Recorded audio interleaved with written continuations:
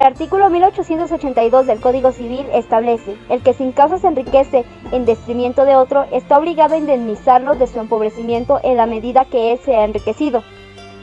Todo enriquecimiento experimentado a costa del sacrificio de otra persona debe tener una causa o razón jurídica que lo justifique o explique, pues nadie se empobrece sin motivo en beneficio ajeno, y cuando ello ocurre, se infiere que el perjudicado no ha tenido el propósito de beneficiar a otro en detrimento suyo. El artículo 886 del Código Civil señala: la propiedad de los bienes da derecho a todo lo que ellos producen, o se les une o incorpora natural o artificialmente. Este derecho se llama accesión. Por su parte, el artículo 895 establece: todo lo que se nos une o incorpora a una cosa, lo edificado, plantado y sembrado, y lo reparado, mejorado en terreno o finca de propiedad ajena, pertenece al dueño del terreno o finca, con sujeción a lo que se dispone en los artículos siguientes. La acción de in rem versum. Esta doctrina francesa identifica la acción de enriquecimiento sin causa, la cual se consagró en el artículo 26 del Código de Procedimientos Civiles para el Distrito Federal.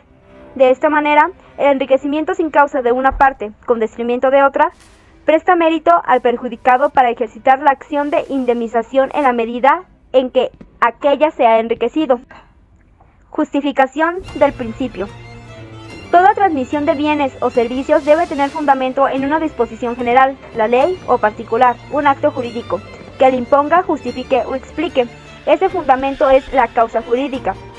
Cualquier desprendimiento de bienes o servicios a favor de otro que carezca de sustento en una disposición obligatoria, todo beneficio que no ha sido concebido por mandato de la ley o por voluntad del dueño, debe ser devuelto. Solo la norma jurídica general, la ley o particular, pueden legitimar el empobrecimiento de uno y el coetáneo enriquecimiento de otro, ya que lo que se entrega sin estar obligado debe ser restituido por mandato legal que atribuye su fuente al enriquecimiento sin causa. La prestación carece la razón legal de ser y de causa jurídica. El enriquecimiento sin causa surge en Roma a finales de la República como una regla moral de derecho natural, no de derecho positivo. Fue introducido en el derecho positivo a finales del siglo XIX por medio de la jurisprudencia, y a partir de entonces se han delineado sus características y requisitos de procedencia como acción de enriquecimiento sin causa. Simplificación de los requisitos. Las condiciones de la acción pueden reducirse a dos. Primera, un tránsito de valores o beneficios de un patrimonio a otro. Este quiere decir que se produce una transferencia de bienes, servicios o beneficios de un sujeto a otro a causa de una conducta, o aún de un hecho jurídico natural. Este puede consistir en la transmisión de bienes, liberación de deudas u obligaciones reales y en la eliminación de daños o perjuicios inminentes a costa del sacrificio del otro. Segunda, la falta de una causa jurídica. Recuerdo, una causa jurídica consiste en una norma de derecho en cuyo acotamiento se efectúa la transferencia patrimonial. La falta de una causa jurídica que justifique o explique el desplazamiento de bienes. Este consiste en que la transmisión de valores de un patrimonio a otro no está justificada por una norma de derecho, y por ello el empobrecido no tiene obligación de sacrificarse y el enriquecido no tiene derecho a conservar el beneficio. Para que éste sea considerado enriquecimiento sin causa, debe cumplir con una serie de características. El hecho debe producir el enriquecimiento de una persona. Es decir, si un sujeto ha alcanzado beneficios patrimoniales por adquirir nuevos bienes o servicios, por evitarse alguna pérdida o por librarse de dudas, en todos los casos, éste debe experimentar una ventaja económica. Debe ocasionarse el empobrecimiento de otra. Como consecuencia del enriquecimiento de la primera persona, otro sujeto sufre de un empobrecimiento. Este puede consistir en una transferencia de bienes o servicios o en el sacrificio de algún beneficio. Esta pérdida lo convierte en acreedor. Debe haber una relación causalmente entre el empobrecimiento y el enriquecimiento. Este se refiere a que uno es la causa del otro, dependen de sí mismos y el mismo hecho los produce. No debe existir una causa que justifique el enriquecimiento ni el empobrecimiento. No existe una causa jurídica, es decir, un motivo o razón que justifique el empobrecimiento de un sujeto y el enriquecimiento del otro. El artículo 1882 del Código Civil de la Ciudad de México establece que el que sin causa se enriquece en detrimento de otro está obligado a indemnizarlo de su empobrecimiento con la medida que él se ha enriquecido. Dentro de este enriquecimiento tenemos elementos que son importantes de mencionar. El primero es el enriquecimiento de una persona, segundo es el empobrecimiento de otra. El tercer elemento es una relación de causalidad entre el enriquecimiento y el empobrecimiento. Y por último elemento es que no exista relación jurídica que justifique el enriquecimiento de una persona y el retrimento del patrimonio de otra. Pongamos un ejemplo. Porque según el artículo 1883 del Código Civil de la Ciudad de México establece que cuando se reciba alguna cosa que no se tenía derecho de exigir y que por error ha sido indebidamente pagada, se tiene obligación de restituirla. Si lo indebido consiste en una prestación cumplida, cuando el que la recibe procede de mala fe, debe pagar el precio corriente de una prestación. Si procede de buena fe, solo deberá pagar lo equivalente al enriquecimiento recibido. Un ejemplo de que se debe de regresar es cuando, por decir, una persona recibe dinero en su cuenta bancaria por error y quien haya sido el enriquecido está obligado a devolver el dinero, el monto con el que se enriqueció sin tener una deuda. Y esto se presenta cuando la transferencia de bienes no tiene fundamento en que una norma del derecho la justifique o en otra fuente de obligación que la explique. Entonces aquí nos respaldamos del artículo 1883. También es importante mencionar el enriquecimiento con causa. Así como ya hablamos del sin causa, que quizás podrá ser que por error una persona recibió una cantidad de dinero que pues no correspondía a un pago de deuda o de servicio o lo que sea, y que tienen la obligación civil de regresarlo, también están los que se enriquecen pues con causa, los que dan o los que reciben. Y es que estas transferencias patrimoniales suelen hacerse en cumplimiento de obligaciones y en satisfacción de derechos creados por una norma jurídica. Es decir, que aquí sí se va a enriquecer o se va a empobrecer la persona, pero con una causa que está establecido, que está creado, que no es una cuestión de error de manera ilícita o cualquier situación. Y es que un ejemplo puede ser que un padre se empobrece alimentando a su hijo, pero en este sentido, pues tiene todo el sentido. Tiene una causa en la ley que básicamente lo obliga a hacerlo. Otro ejemplo podría ser el gestor de negocios que enriquece al dueño del negocio. Aquí no lo hace de manera, por error, sino que es algo que se estableció desde un principio, y es que esta persona se sacrifica gratuitamente pues para atender sus asuntos, y pues ya sea que reciba un pago, una recompensa, un pago monetario, pero finalmente él sabe que él se empobrece enriqueciendo a otra persona. O sea, hay una justificación, hay una causa. Y este enriquecimiento se origina en la decisión voluntaria. Asimismo, es importante mencionar el punto 10.8 sobre los efectos. El favorecido deberá restituir sin su enriquecimiento hasta el monto del empobrecimiento experimentado por la otra parte. No deberá pagar más que su incremento patrimonial, aunque la pérdida ajena sea superior.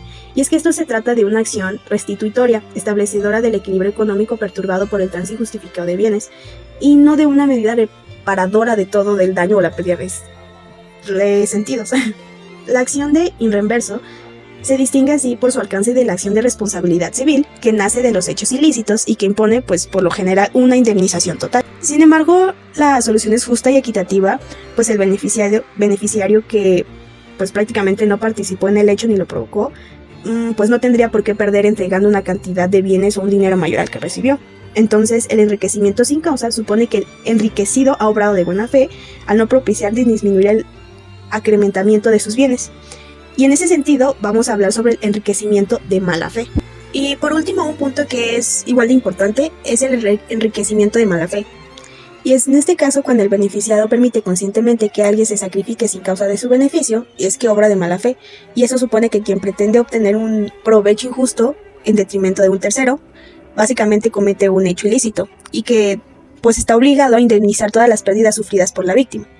Deberá reparar todos los daños y perjuicios causados, y no solo el importe de su ganancia, sino incluso a veces un poco más.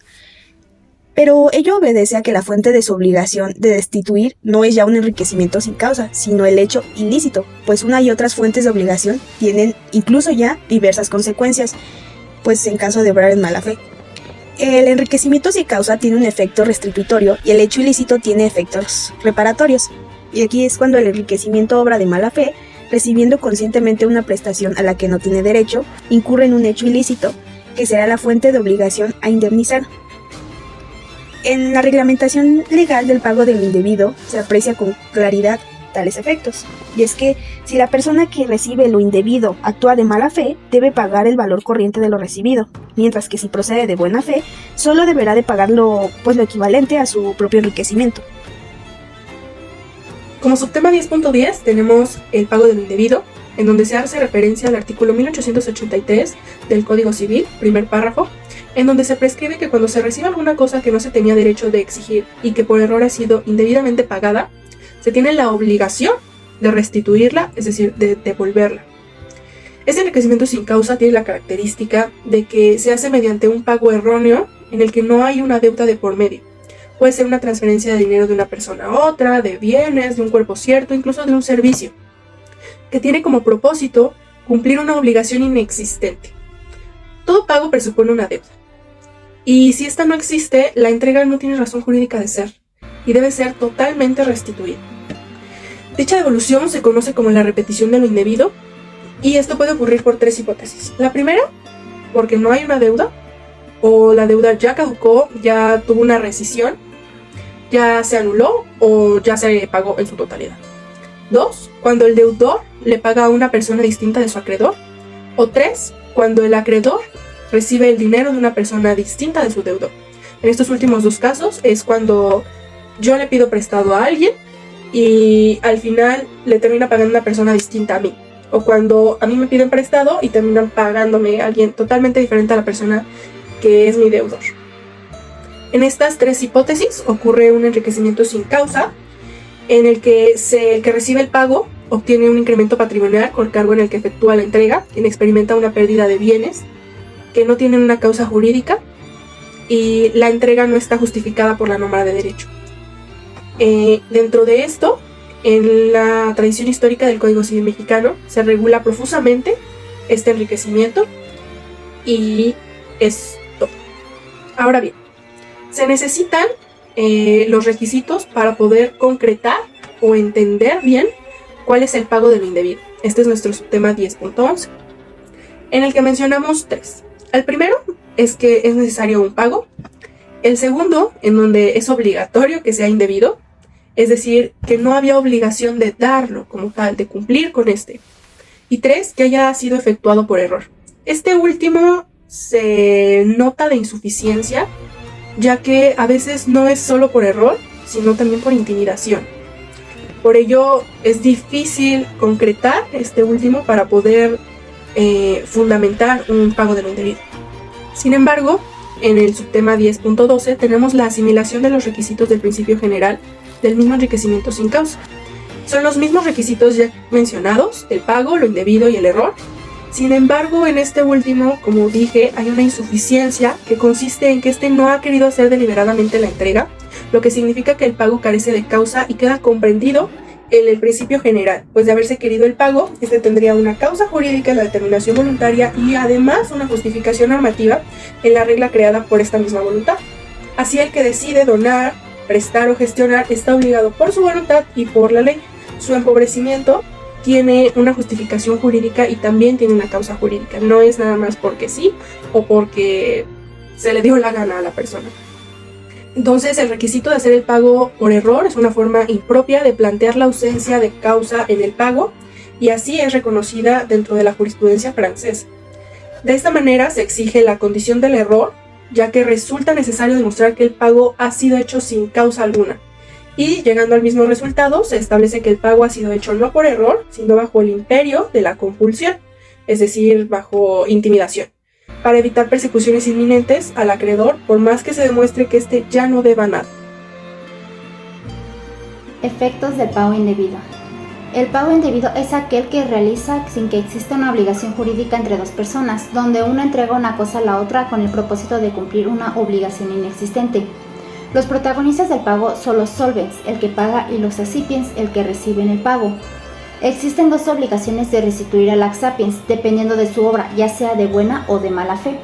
La buena fe es el que cree tener derecho a recibir una cosa, mientras que la mala fe es cuando sabe que no tiene derecho de recibir alguna cosa. Un ejemplo de esto es cuando la persona A quiere comprar una cosa a la persona B, pero la persona A se equivoca al momento de depositar el dinero de la cosa y se lo transfiere a la persona C, Aquí pueden existir dos reacciones de la persona C. Si esta reacciona de buena fe, regresa la cantidad de dinero a la persona A y ahí se extingue la obligación. Pero si la persona C actúa de mala fe y no quiere regresar la cantidad de dinero, aunque sabe que fue un error, conlleva una responsabilidad civil, donde la persona C no solo restituirá el dinero, sino que también pagará los daños y prejuicios que provocó. Diversa fuente de obligaciones en la recepción de buena fe y en la recepción de mala fe. En la acción de buena fe, el sapiens no produce daños ni prejuicios, ya que éste accede a devolver la cantidad abonada al solvens, porque sabe que no merece este pago, por ello produce un hecho jurídico lícito de enriquecimiento sin causa. En la acción de mala fe, el sapiens produce daños y prejuicios y no restituye solo su enriquecimiento como el sapiens de buena fe, ya que se niega a devolver la cantidad de enriquecimiento, lo que genera un hecho ilícito.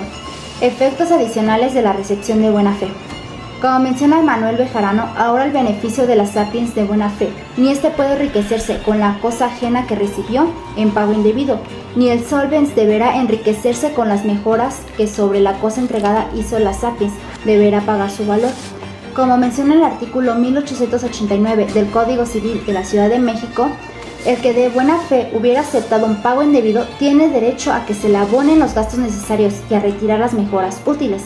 Si con la separación no sufre detrimento la cosa dada en pago, si sufre, tiene derecho a que se pague una cantidad equivalente al aumento de valor que recibió la cosa dada en la mejora hecha.